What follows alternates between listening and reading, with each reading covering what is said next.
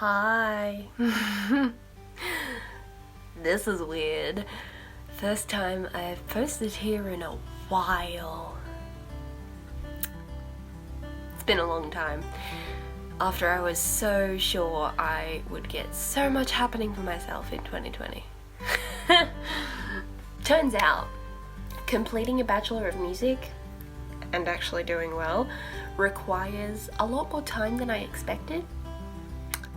And once all that was over, suddenly I was moving back to my hometown, and then suddenly the 2 jobs I had revived themselves, and I got a 3rd job as well as volunteering at a local theatre company. So besides being on a constant time management learning curve, I'm doing pretty well.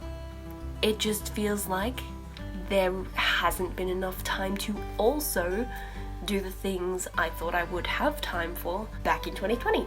Like making videos and doing collaborations with people and making covers. Like, I'm not gonna lie, I do feel quite far away from the opportunities that directly extend from the degree I completed. I have tried to keep my social media exposure to a minimum for that very reason, just to avoid the whole comparison trap and the feeling of I should.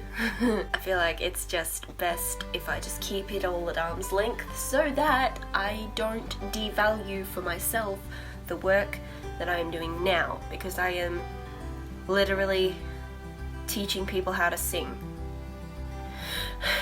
It's a lot, and I feel like I can make a really good difference, so keeping it all at arm's length is very healthy for me. But I still thought it was important for me to make this video, not necessarily to promise regular content creation and more engagement with social media, but to ensure that my pages / channel don't just become a barren wasteland of old videos never to be revived. I have so much I want to do, and it's constantly at the back of my mind. Videos I want to make, people I want to work with, projects I want to work on, but it's just going to take a while for those things to happen. You know, it's going to be a trickle rather than a constant stream. But if I want to keep building all of this for myself, working towards the original dream I had going to uni, then I've been encouraged by several people to keep something going on in the background and to keep myself working towards it on the side.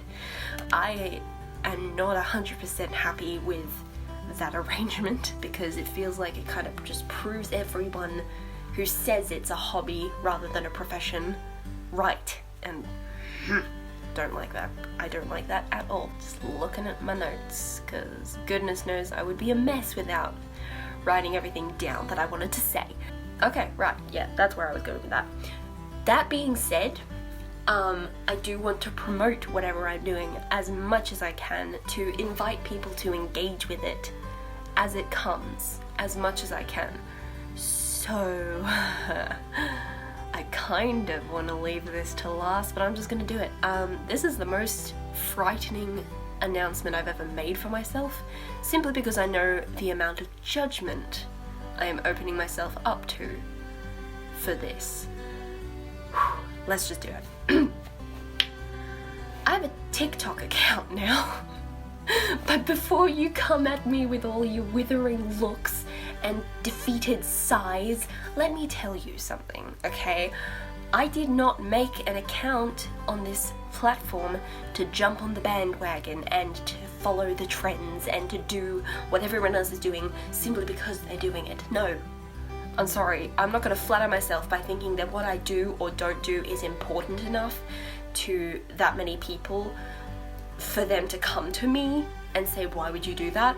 But I would hope that the people in my life who do care enough to do that know me well enough to know that I never do anything to follow a trend or just because everyone else is doing it. I hate conforming and following things just because they're popular. So If you didn't know that about me, now you do, and please keep that in mind as I explain to you what I did make a TikTok account for, okay?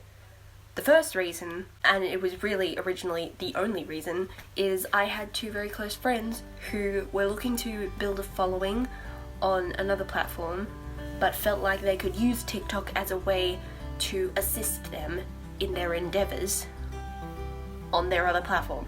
So I was making an account to support them, really. One of them had a follower goal, so I was like, okay, I'll help them reach their goal. And then I kept getting recommended more Disney and musical theatre and just music related content because that's what I engaged with.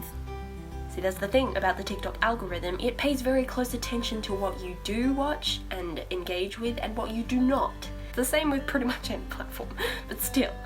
The more I saw these things that I was really passionate about, and the more I saw people making things that I was really excited about, I started making my own content and also using this as a bit of a collaboration thing. You can do this thing where you add something onto someone else's video, which I really love. So that's the majority of what I've done on my TikTok account, is to like collaborate with other people. The biggest reason I've kept it and kept it going is because the typical length of a TikTok video is like 15 to 60 seconds long, and to make such short videos is really nice when you feel like you don't have a lot of time and it's still on par with what I want to do without it taking up an hour or 2 hours but still feeling really fulfilling. Does that make sense? It's actually helped me to refresh the excitement of creating content and made me feel like I can commit an hour or 2 hours, sometimes even 3 hours, every now and then to record something for these platforms that I have neglected for at least 10 months. If you want to see what I've been making over there, you can go and check it out. The link for my profile is wherever I have put it. This is either going to be a YouTube video or a Facebook video or both. I've linked it. That is the important thing. I do intend at some point to post full versions of some of the songs I have done covers of on my TikTok account to my YouTube channel. I think it would make quite a fun little series, similar to the series I did of songs that I sang for Vision Australia. And if you have no idea what that is about, you can also check out the playlist I made of all the covers I did for them and the video that explains what it was all for. I also have yet to complete that playlist. There were some songs that didn't record properly that I said I would re-record, that I haven't gotten around to yet, obviously. We know that didn't happen.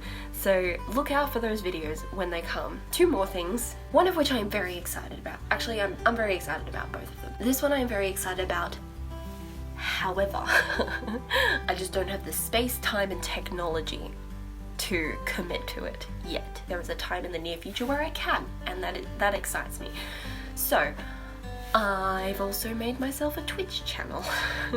If you don't know what Twitch is, it is a live streaming platform, but I feel like that is doing it a major injustice by simplifying it to that extent. It is also one of the best places I have seen on the internet for building communities and connecting with people, especially with creators that you really, really admire. Some of the people I've talked to on there, when I've shared some of my ideas with them, they've been so excited to get in on it and help me. It's inspired me to make it happen when I can. I will start making content for that platform eventually, but I'm happy to wait until I do have that time, space, and technology.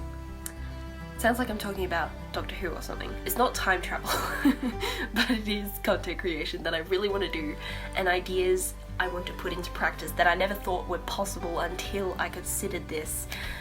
So, there's that. Last but not least, I also want to update you on the status of the production of Beauty and the Beast I have been in since February of 2020. Yeah. We have just passed the 1 year mark of when we were meant to perform. So yeah, that's crazy. But we now have new performance dates for this August. They mentioned it was about the halfway mark, so halfway through August, but in case something goes crazy again, knock on wood, all the pieces of wood you can find, I'm not gonna say exactly what the dates are. But if you live in the Melbourne area and you want to come and experience some Disney magic, be sure to keep at least 3 evenings around the center of August open on your calendar, if you can, because the biggest reason I want to tell you about this is the venue that they have found us is a real life castle. When they announced it, my entire being just collapsed into childhood fantasies. I'm so jealous of the kids in the cast. The ensemble of this cast is mostly school-aged kids. The full scale, prep to year 12. They get to live their Disney dreams in a real castle, and I'm so excited for them performing Beauty and the Beast in a real castle. Like, anyway, that is all I have to say. Look out for all those things. I've also linked the page for the production of Beauty and the Beast here in this post or on this YouTube video for you, so that you can keep up to date with it in case you want to come and see me and my amazing friends in Beauty and the Beast. So thank you for watching this far into the video. I hope I edit it in a way that is fun to watch, because me just talking on a screen, hey, I know for a fact I would not want to watch that. So that is all. Thank you for watching. Goodbye.